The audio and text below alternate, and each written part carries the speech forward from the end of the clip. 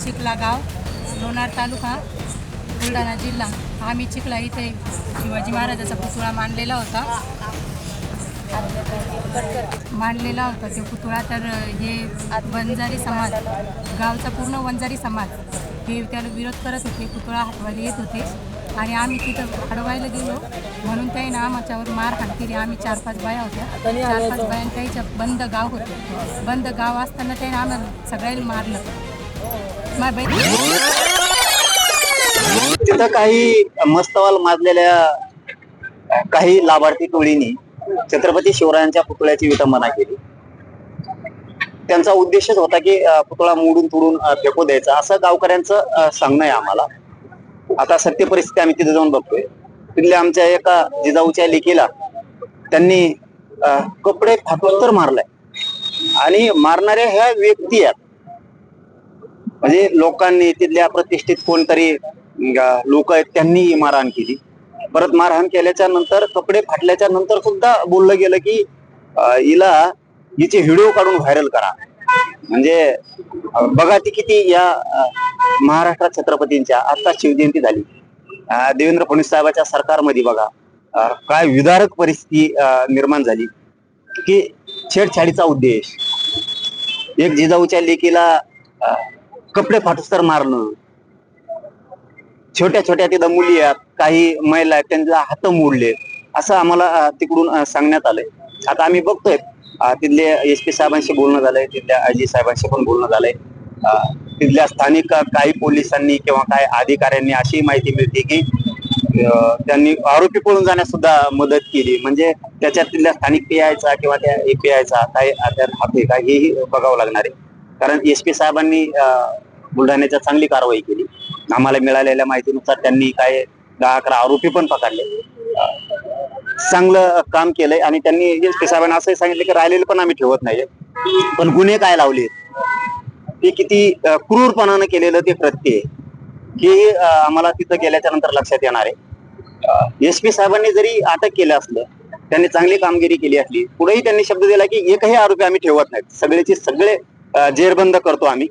परंतु कुठल्या कलमा लावल्यात, कुठल्या नाही लावल्यात हे पण आम्ही बघतो. आता गेल्याच्या नंतर काही कलमा राहिल्यात का, काही जणांचं नाव जाणून बुजून टाळलेत का, इतका माज नेमका कोणाला आहे, छत्रपतींविषयी इतका आकश काय आहे? कारण आम्ही तर त्यांच्या पुतळ्यांविषयी, त्यांच्या चौकांविषयी असा आकश नाही ठेवत, आम्ही तर सन्मानच करतो. पण आता ही काही एक टोळी, लाभार्थी टोळी ही माजलेली, ते कोण कोण माजलेले आहेत आम्हाला बघू द्या. कोणाला छत्रपती शिवरायांचा पुतळा उकळून फेकायचा आहे हेही आम्हाला बघावं लागणार आहे. तशी परिस्थिती त्यांनीच तयार केली. आता राज्यात कायदा सुव्यवस्था राहिली नाही पाहिजे, कायदा सुव्यवस्था भंग झाला पाहिजे, हे सुद्धा त्यांनी प्रयत्न केलाय. दंगल कशी घडल राज्यात, जातीय तेढ निर्माण कसा होईल हे सुद्धा त्यांनी प्रयत्न केलाय. त्याही कलमा लावल्यात का आम्हाला बघणं खूप गरजेचं आहे. तर तिथे गेल्याच्या नंतर बघूयात. परंतु SP साहेबांनी चांगलं रात्रीपासून काम केलं अशी माहिती मिळाली. आता तिथे गेल्यावर प्रत्यक्षात आम्ही बघतो. याच्यात ना सगळ्यात महत्वाचा रोल आता नागपूरच्या SP साहेबाचा, CP साहेबाचा. त्यांनी तातडीनं त्याच्यावरती गुन्हे दाखल करून चौकशीला सगळ्याला ताब्यात घेतलं पाहिजे, सगळेच. आता त्या माऊलीनी काय नाव सांगितलं हे बघा, एक विधवा माऊली, तिच्याकडे लक्ष देणं देवेंद्र फडणवीस साहेबांचं काम आहे. कारण शहर त्यांचं आहे आणि त्यांच्या शहरातल्या एका महिलेवरती जर इतका अन्याय झाला तर ती दूर करणं फडणवीस साहेबांची जबाबदारी, SP साहेबांच्या नागपूरच्या जबाबदारी. गुन्हे दाखल करून तातडीनं त्या माऊलीला स्वतः पोलिसांनी बोलून घेतलं पाहिजे की तुमचं काय म्हणणं आहे, त्या म्हणण्यानुसार गुन्हे दाखल करून त्यांना लगेच अटक करून त्यांना चौकशीला ताब्यात घेतलं पाहिजे, तर हे थांबणार आहे. आणि फडणवीस साहेबांची जबाबदारी, फडणवीस साहेबांनी हे करणं अत्यंत गरजेचं आहे. नसता महाराष्ट्रातल्या महिलेला फडणवीस साहेब न्याय देत नाहीत हा संदेश जाणार आहे. नाही, अपडेट आले नाहीत. पण काल मी विखे पाटलांशी बोललो की सारथीबद्दल असं का होतंय, आमच्याच योजना का कमी केल्या जातात, त्यांना शिष्यवृत्ती का दिली जात नाही, या विषयावर चर्चा केली. शिंदे समितीला तुम्ही मुदतवाढ दिली, पण शिंदे समिती नोंदी का शोधत नाहीये, किंवा तुम्ही शोधू नका म्हणतात की काय सरकार म्हणून तुम्हीच मुदतवाढ देऊ. प्रमाणपत्र दिले जात का नाही, व्हॅलिडिटी का रोखल्या, बलिदान गेलेल्या कुटुंबाचे पैसे राहिलेले आणखीन का दिले नाही, म्हणजे तुम्हाला त्याचं सुद्धा राजकारण करायचं आहे का? मेलेल्या, बलिदान गेलेल्या आमच्या बांधवांबद्दल बी सहानुभूती तुम्हाला नाहीये का?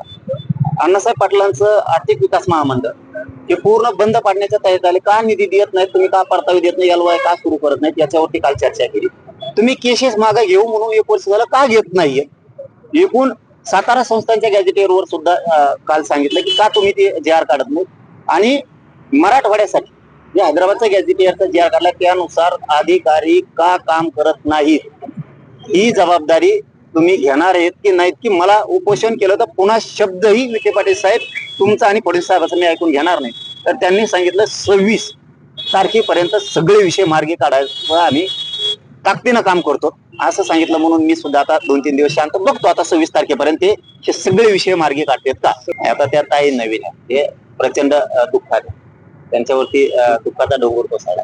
एक चांगला काम करणारा शेवटी दादा माणूस गेला, ते पण चांगलं काम करतील, आपण कल्पनाही करणार नाही.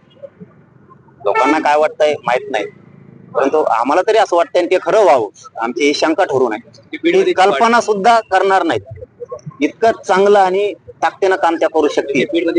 बीड आणि राज्यभरासाठी पण सगळीकडे चांगलं काम करते असं अपेक्षा आहे आणि वाटतंय पण की आपण कल्पनाही करणार नाही. आता वाटत असेल महिला आहे काय करेल बुवा कसं होईल, दोन्हीकडचा अनुभव आहे, सासरकडचा माहेरकडचा.